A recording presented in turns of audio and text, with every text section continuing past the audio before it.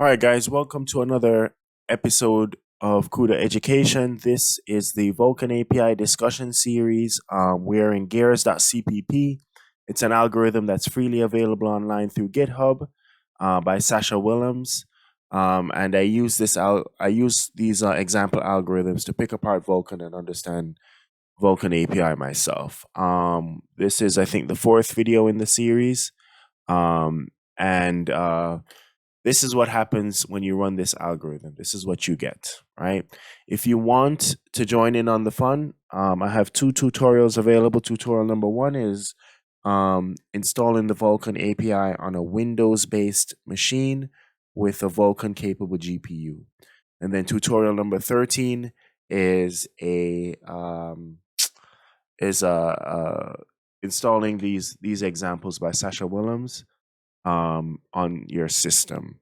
So check those tutorials out. I'll provide links below. And when you run this algorithm, you get this thing right here. All right.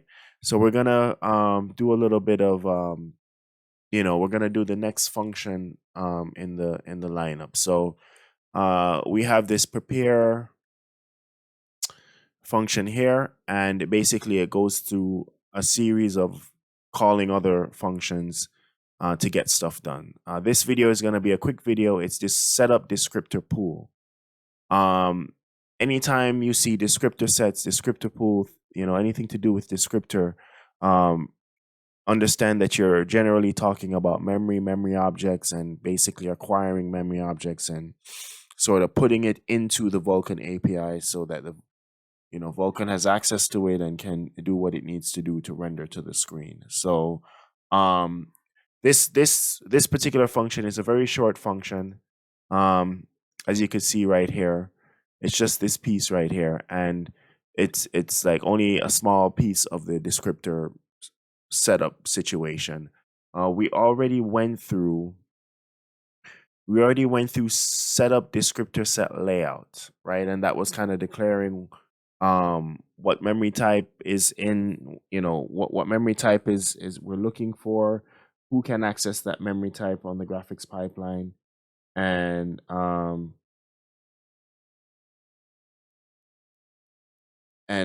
many pieces of memory there are, right? So that was the descriptor set layout. Now we're just dealing with setup descriptor pool.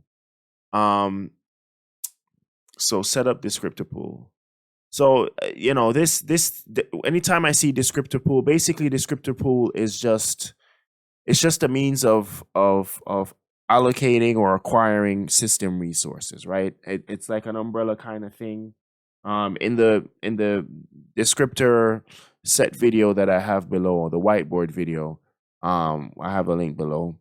The descriptor pool is like the first huge rectangle that I draw, right? So everything else kind of comes after the descriptor pool. Descriptor pool is just kind of arranging system resources or allocating system resources so that we could do what it needs to be done, and that's pretty much it. So as you can see here, we have this piece here. It's called 1 UBO for each gear. So you basically set up a vector variable, we'll call it pool sizes, and we initialize it with a helper function that Sascha Willems created called descriptor pool size, right? And let's just go to that definition real quick and see what it does. So the first parameter is VK descriptor type, and then a number for the descriptor count. So in our case, we had 3 gears that we are rendering, right? 3 gears. So we're gonna have a UBO for each one of the gears, okay? So each gear is a UBO, and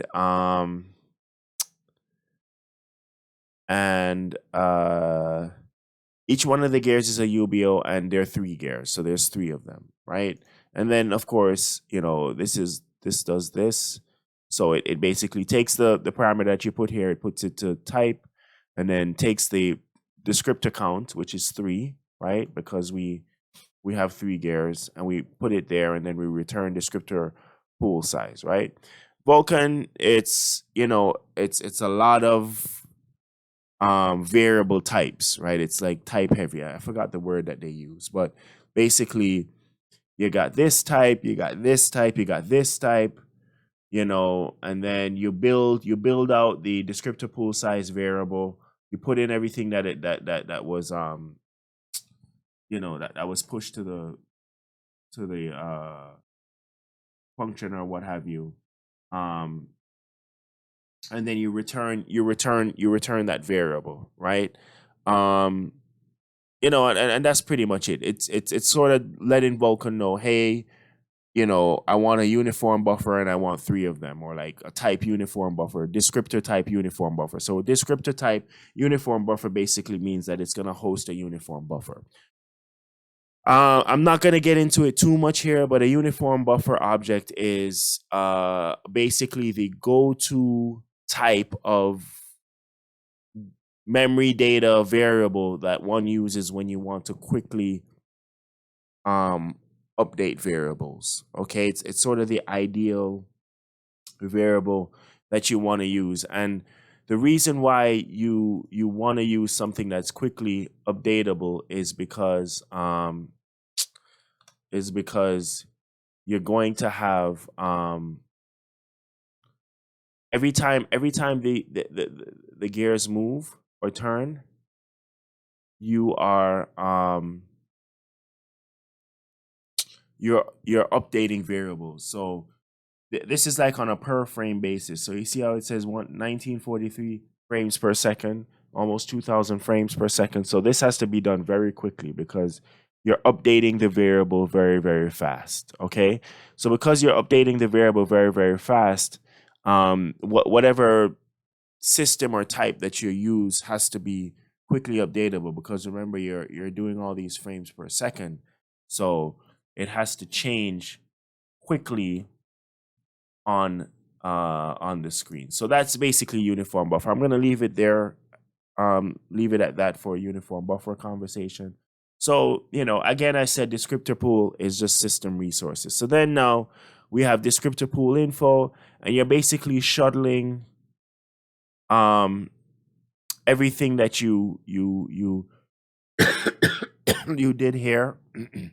We encapsulated into this variable called pool sizes here, and we're basically shuttling it into another helper function, and we basically, with it, we say, okay, pool sizes dot size, and then pool sizes dot data, and then, you know, 3 descriptor sets for each gear is 3. So if we go into the definition for the helper function, we'll see again pool size count, pointer to, I guess, the variable, and max sets, right? So, you know, it's kind of self-explanatory. I don't think I need to 3 descriptor sets for each gear, so it's 3 of them, right?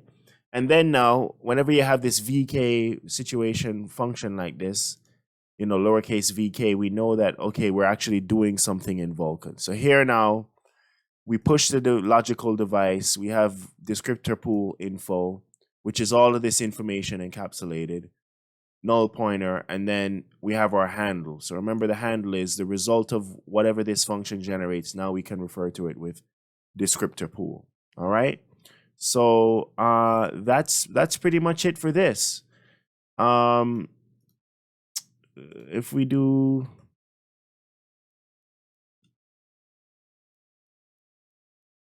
let's search for. So we could see that we're gonna use descriptor pool, this descriptor pool variable. So okay, so this is where the variable is created. But then notice that once it's created, we use that here to set up descriptor sets, but that's gonna be a different video, right? And you notice that we run the setup descriptor pool first before we run setup descriptor sets, and that makes sense because the outcome of this function is used in this function, right? So that's going to be the next video, setup descriptor sets. And that's pretty much it, guys. It's not too bad. Descriptor pool isn't too bad. Again, it's just kind of semantics. It's just formalities. Like, you have to tell the system, you know, what it is you know, what resources you're planning on using, and you allocate off resources for it. And that's it. All right, guys. Remember to like and subscribe. Tell your friends about the series. What I suggest you do. If you like to play video games, great. But put some time and energy and make an investment into also learning computer graphics, right? It's the modern era. Everything is digital. Everyone is remote working. All of this stuff. Learning computer graphics is a powerful skill. So what I suggest you do is get a bunch of your friends that are either artistically inclined or likes to program, likes computer science, and get them. All of you get together and work through these videos, right? It's more rewarding if you have friends that you could do it with. It's even if in the final analysis you don't end up really working with computer graphics per se, just the fact that you're kind of familiar with how C++ works and how programming works and all that stuff, it's going to be a huge plus for you.